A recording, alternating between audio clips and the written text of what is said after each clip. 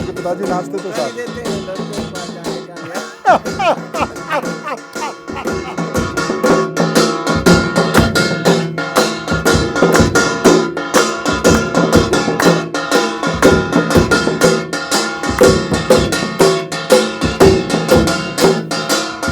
तो दोस्तों ये जो ढोल है जो अभी बज रहा था, ये ढोल बजाने का भी समय नहीं है। यह ढोल मध्य प्रदेश के अलीराजपुर और इस इलाके के और जो ज़िलों के आदिवासी हैं वो दशहरे के बाद बजाना शुरू करते हैं। और जो इस इलाके का सबसे बड़ा त्यौहार है भगोरिया, यानी कि होली के आसपास तक ये ढोल बजता है। लेकिन क्योंकि हम दिल्ली से आए हैं और इतनी दूर इस गांव में, जिसका नाम है मालेगांव, महलगांव, माफ़ कीजिएगा, महलगांव नाम है, अलीराजपुर ज़िला है और सोंडवा तहसील है। जब हम यहाँ आए और इन्हें पता चला कि मैं भी भारत की टीम है, तो वो ये ढोल न सिर्फ हमें दिखाने के लिए तैयार हो गए बल्कि बजाने के लिए भी तैयार हो गए। हालांकि इस वक्त में ये ढोल नहीं बजाया जाता है। मैंने सही कहा? हाँ। कब से शुरू करते हैं आप? ये दशहरे के बाद शुरू करते हैं। हाँ। और गर्मी में बहुत ये मनोरंजन है, जो पुराने बाप दादा थे नहीं, हाँ। दूसरे कोई अभी कोई टीवी है, ये है। हाँ। और मनोरंजन इसमें कि बांसुरी बजाते, ये ढोल है। हाँ। और इससे हम फिर हमारे बूढ़े पिताजी ने जो बजाते थे तो उसको मनोरंजन अच्छा लगता था हमको। दिवाली है, होली है, तो इसी से मनोरंजन करते थे जी। तो दादा जो कह रहे हैं कि इंटरनेट का युग है, स्मार्टफोन का युग है, डीजे का ज़माना है, डीजे खूब बजता है और जो आदिवासी संस्कृति है, आदिवासी परंपरा है, उस पर काफ़ी असर पड़ा है इन चीज़ों का। जैसे बाकी समाजों की संस्कृति पर असर पड़ा, आदिवासी संस्कृति भी उससे अछूती नहीं है। डीजे का प्रचलन बहुत बढ़ा है। हमने महाराष्ट्र में भी ये देखा कि वहाँ पर तारपा, जो कोंकणी आदिवासियों का, वारली आदिवासियों का जो वाद्य है, वो धीरे धीरे ख़त्म हो रहा है।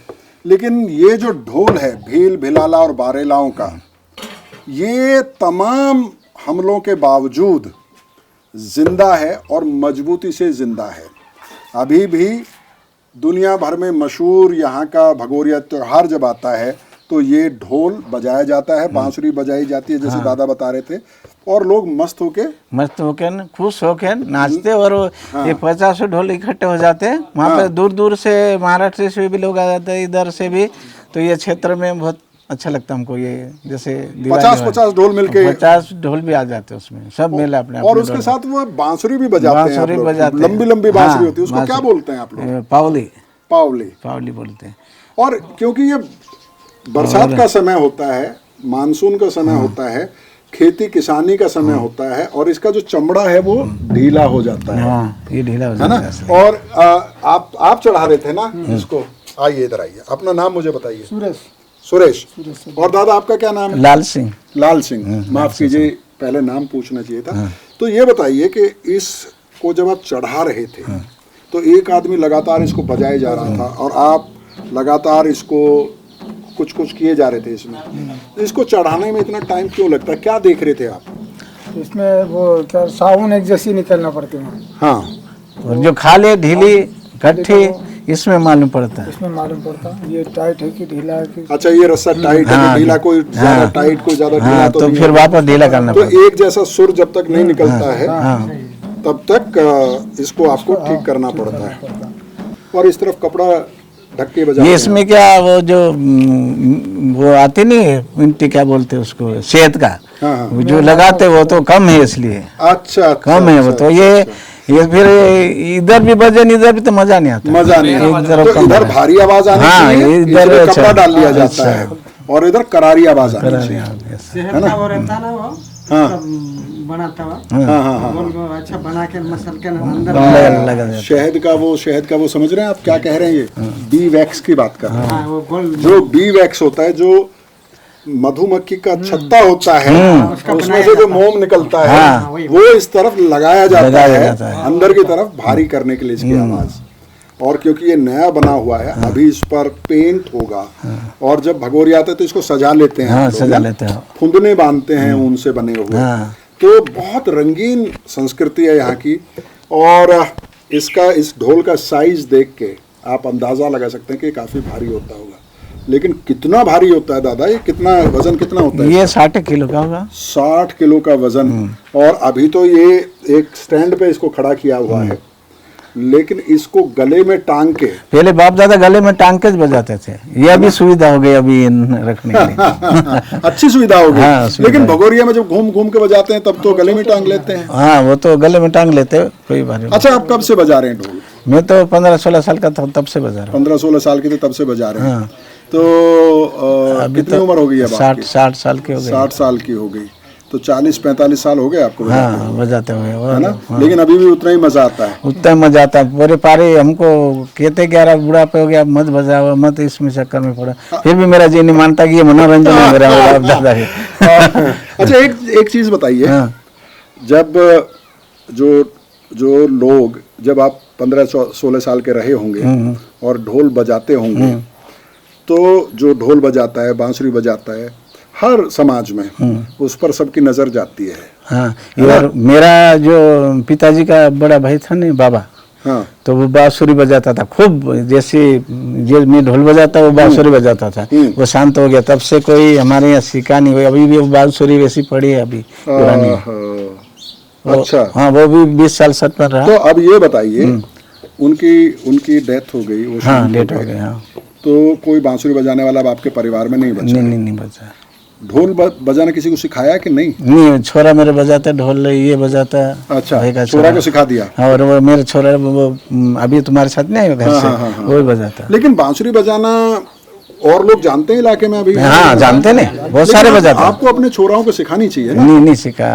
अच्छा, अब बात इधर उधर मत करिएगा और आपको सच बताना है। हाँ, जब जैसे जो बांसुरी बजाता है, ढोल बजाता है, अच्छा गाना गाता है, तो इलाके में उसका नाम होता है। हाँ, मेले में जाते हैं, हाँ, तो उस पे ध्यान जाता है सबका, छोरियों का भी ध्यान जाता है सबका। तो आप उस वक्त खूब छोरियां आप पे मरती होंगी ना? नहीं ये काम नहीं, हमारे उसमें बंधे हुए हैं, ये ढोल में बंधे हुए रहते हैं। और हमारे जो पिताजी थे वो नाचते धड़ धड़ में से फिर में। अच्छा, आपके पिताजी नाचते? मौका नहीं देते लड़कियों के पास जाने का। आप बात, अच्छा, पिताजी नजर रखते थे? हाँ, नजर रखते थे, मेरे बाबा थे। अच्छा, आप बजाते थे और वो नाचते थे? हाँ, नाचते थे। हाँ, पिताजी और पिताजी के सब काका बाबा, ये फले वाले गांव वाले सब नाचते। पर थोड़ी देर भी पानी पीने जाए तो कहाँ जा रहे हो करके पूछते थे। अभी उसको बंद नहीं करना ही। अच्छा, आप ढोल पे बंधे रहते थे? हाँ, बंधे रहते थे। लेकिन छोरियों की नजर तो जाती ही होगी आप? वो तो रास्ता तो निकाल ही लेते हैं वो। बाकी वो सामने वाले भले हमको देखते होंगे कहीं भी किसी भी तरह से, बाकी मैं नहीं देखता उनको। अब बच्चों के सामने क्या बताएं? वो शादी करके लेकिन भगोरिया में, मेले में, शादी में तो प्रेम होता ही है। लोग एक दूसरे, लड़के एक दूसरे को पसंद करते ही हैं, छोरा छोरी, है ना? और मेरे में क्या हुआ कि जैसे मैं 16-17 साल का था ना, मेरी शादी कर दी थी। अच्छा, इस डर से कहीं लड़की लेके ना भाग जाओ? कहीं नहीं। आपके पिताजी चालाकी कर गए आपके साथ, है ना? तो जिस लड़की से आपकी शादी की, वो आपके पसंद की लड़की थी? हाँ, मैं छोटा था नहीं, ये अपने पिताजी इनके पसंद के थे कि ये लड़के समझदार है। नहीं, अब जैसे मैं छोटा था, मेरी माँ शांत हो गई थी, तो एक भाई पढ़ रहा तो वो थानेदार है और मैं काम करने में रह गया।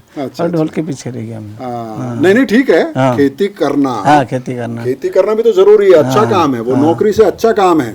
खेती को तो उत्तम बताया गया, उत्तम बताया। तो लेकिन मेहनत बहुत करनी पड़ती है। मेहनत बहुत करनी, और स्थिति कमजोर थी, इसलिए मैंने कहीं लड़किया वड़किया के चक्कर में कहीं नहीं रहा। दुख है इस बात का। दुख हो रहा है थोड़ा सा? नहीं, अफसोस तो समय निकल गया। अब समय निकल गया, अब क्या कहे का दुख, अभी हो गया काम। सब लोगों ने मजे कर लिया। हाँ, बस उस मामले में नहीं रहा। तो आप तो अपने बच्चों को नहीं रोकते हैं? ये अपने बच्चे अभी क्या, वो उस माहौल में रहे नहीं ना हमारा। फिर अच्छा।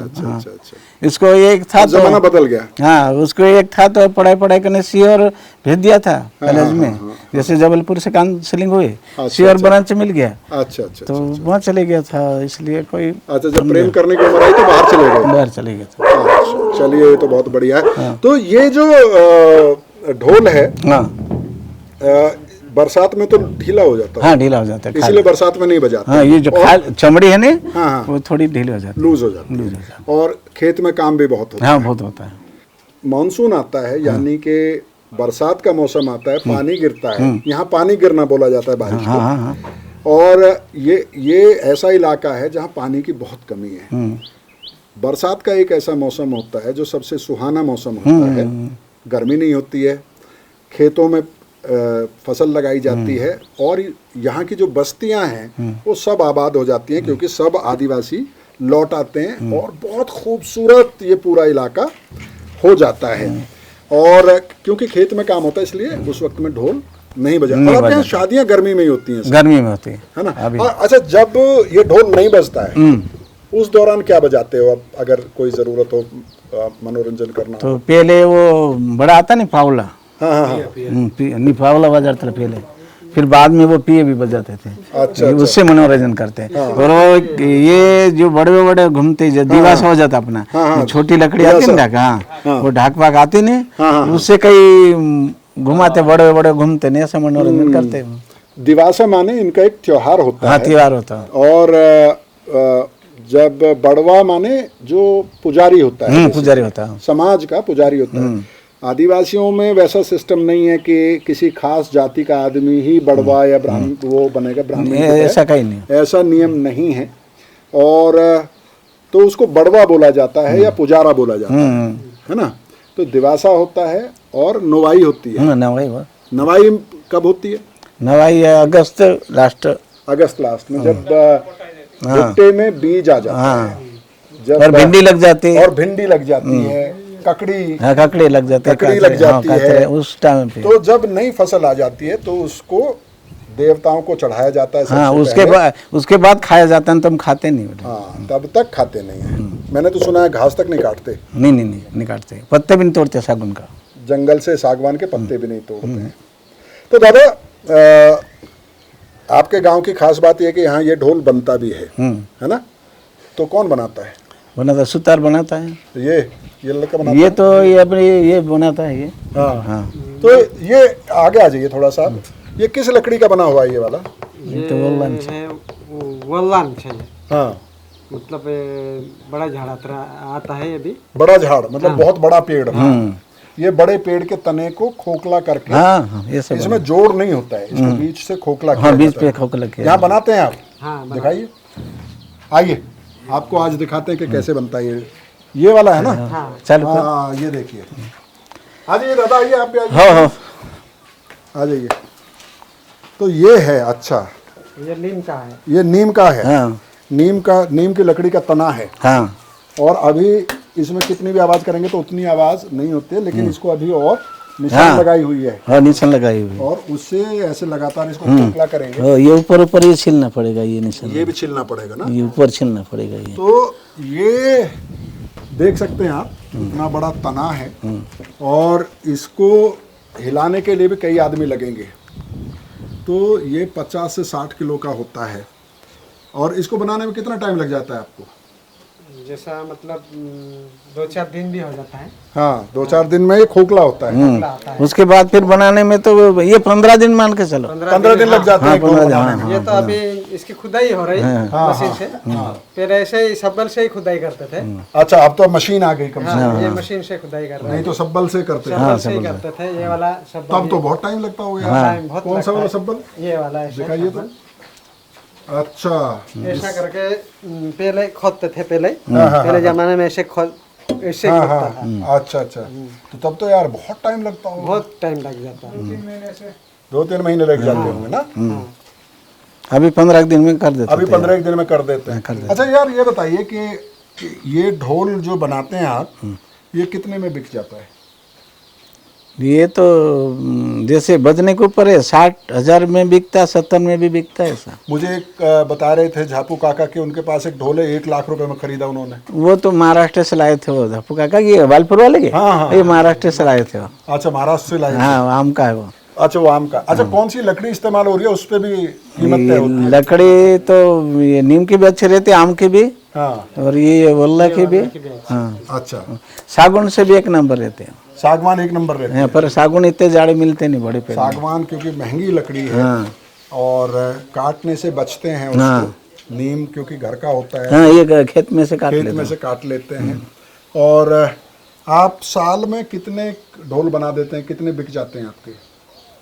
मतलब काम मिल जाता है, 2-3 बन जाता है, लेकिन खेत का काम भी करना पड़ता है, खेत का काम भी करना पड़ता है, मजदूरी भी करनी पड़ती है। मजदूरी भी करना पड़ता है। ये है समस्या कि आप जो म्यूज़िकल इंस्ट्रूमेंट बनाते हैं, जो वाद्य यंत्र बनाते हैं आदिवासी इलाकों में, उनकी जीविका सिर्फ और सिर्फ ये ढोल बनाकर, बांसुरी बनाकर नहीं चल पाती। हमने अभी त्रिपुरा से आपको एक रिपोर्ट दिखाई थी कि वहाँ पे ये जो कलाकार, ये जो लोग हैं, ये दादा जो हैं, इन्होंने बताया कि इधर आ जाइए दादा थोड़ा सा, कि इनके पिताजी बहुत अच्छी बांसुरी बजाते थे।